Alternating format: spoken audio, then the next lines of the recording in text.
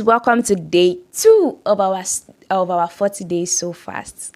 Hey, we already we are 2 days in. Oh my god, this is so beautiful and I love it so much. I love it so much.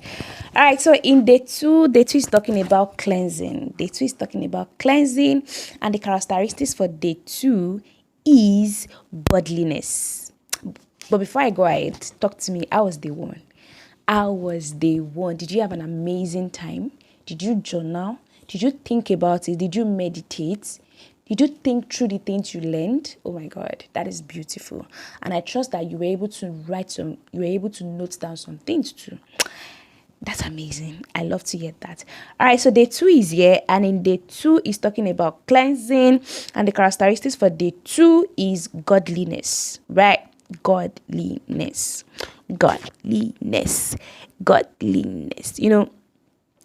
In day 2, he was trying to talk to us about the importance of 40. 40 as a number when it comes to cleansing. He made mention of Noah. He made mention of a lot of things in the Bible. He just wanted to show us that the power of 40. Don't forget that is what we're actually looking at, right? All right, so some of the few things he said about cleansing. He said that whenever there is stagnation, there is data. Wherever there is stagnation, there is data. I remember when I first read that, I was like, what? What exactly are you talking about? But one of the things that you have to understand is that wherever there's stagnation, you can research about that stagnation and you can derive information from it. And whatever information you derive, you can turn it into data and all those amazing stuff.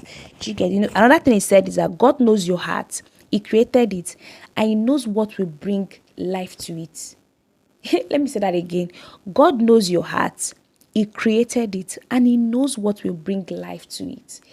This is a sense of awareness that my heart was actually created by God. And for example, now when the mother and the father comes together to give birth to a kid, when they give birth to the kid, they know the things the kids need, the pampers, the food, the cereal, they know. Do you get? So you can't actually create something without knowing the things that can nourish that thing. Do you get me? So another thing he said, sin is anything that keeps you from growing in Christ. Getting rid of those things that are weighing you down and distracting you from your life purposes. I love this so much. And I was talking about a path to freedom. He was talking about you making sure you create an environment of liberty, an environment free of condemnation. Self-condemnation is not going to do you any good. Whatever lie the devil is whispering to my ears, understand that Jesus took care of it on the cross. This is something that when I remember writing it in my journal, and I'm like, what? He said something. He said, whatever it is that the devil is whispering into your ears, understand that Jesus took care of it already on the cross. We are in the Easter season. Everybody's in the Easter season. That is it. Whatever it is that the devil is whispering into your ears, understand this. Jesus already died for it on the cross. For him to whisper it is for him to to testify to the things that the Lord has done on the cross. Woo. Right? All right, so let's dive right into the characteristics of today, which means godliness. And he said something. He said the synonym of godliness is what? Christ-likeness. That is the synonym of it. Christ-likeness, And in this particular place, he's trying to talk to us that we should, examine our motive. We should test our hearts. Make sure everything you say, you do, you think, and you choose is lined up with who it is you truly want to be. Make sure every choice, everything you say, don't just say things without intention. Don't pick your words carefully. Do you get? Pay attention to the things that you harbor within your heart, for it affects your words and it affects your behaviors. It's very, very important that you note this. And another thing that he said that really stood out for me in this particular place, he said that the strength of your soul grows in proportion to how you subdue your flesh. The strength of your soul grows in proportion to how you subdue your flesh.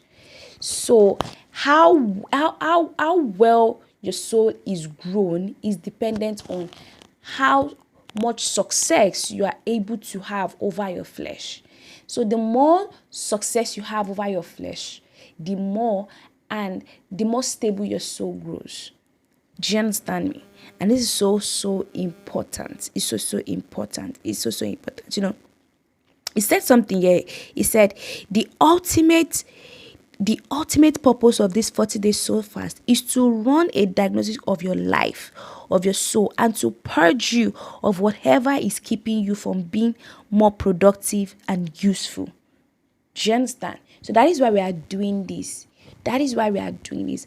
And it is my prayer for you and my wish for you that you not just read, but you actually read, you pause, you meditate, you think through, and you allow yourself to embody these things that you are putting into your mind.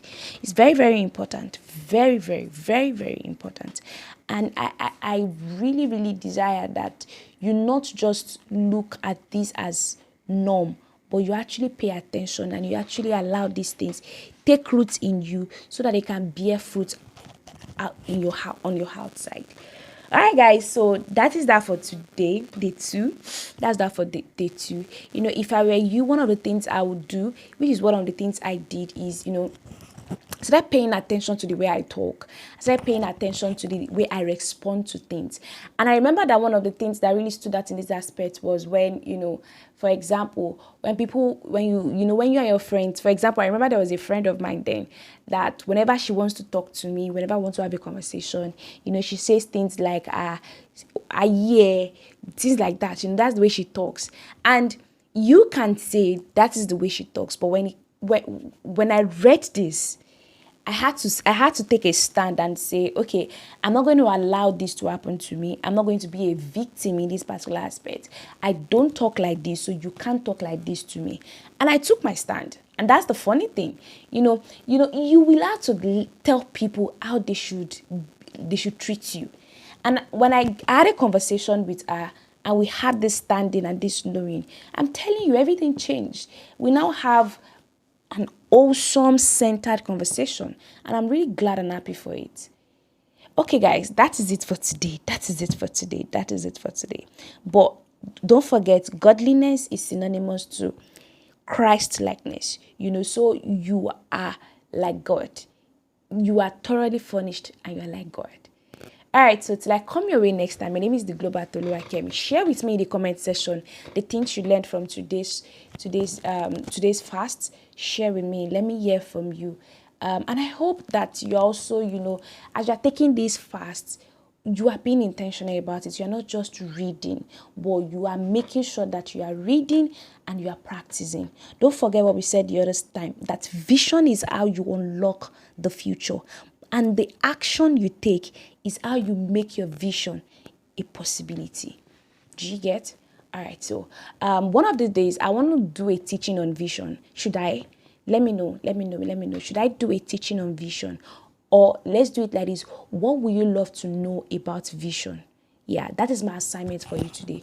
Talk to me. What will you love to know? What will you love to understand about vision? All right. If you share with me, trust me, I will share with you. Till I come your way next time. My name is the Global Toluwakemi. Thank you so much for the opportunity to do this with you. I do not take it for granted. All right, so tomorrow is day 3. Let's meet tomorrow. Thank you so much.